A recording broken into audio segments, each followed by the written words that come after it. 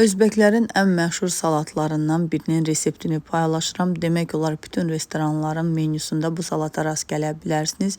İlk öncə bizə suxarik lazımdır və suxariki özüm hazırladım. Çörəkləri bu şəkildə doğradım. Üzərinə biraz zeytun yağı, duz, istiot və mən bol paprika da əlavə edib yaxşı qaçışdırıram. Sonra isə sobada bişirirəm tam quruyana qədər suxarikləri və bu salatda əsas bizə pomidor lazımdır. Mən böyük pomidorlardan istifadə etdim. Şirin pomidordur, yəni tuş pomidor olmasa daha yaxşı olar.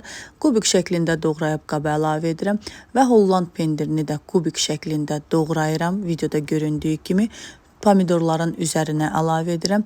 2-3 diş sarımsağı da rəndədən keçirib üzərinə əlavə etdikdən sonra hazır elədiyim suxarikləri də qaba əlavə edirəm. Onun da üzərinə zövqə görə duz, istiot. Mən paprikanı çox sevdiyim üçün biraz da paprika əlavə etdim yenidən. Siz paprika əlavə etməyə də bilərsiniz. Və mayonez də əlavə edib yaxşı qaçışdırıb servis edirəm. İnanılmaz ləzzətli bir salatdır. Yay aylarıdır, pomidorun bol olan vaxtıdır. Mütləq bu dadlı salatdan sizlər də hazırlayıb dadına baxın. Dadını çox bəyənəcəksiniz.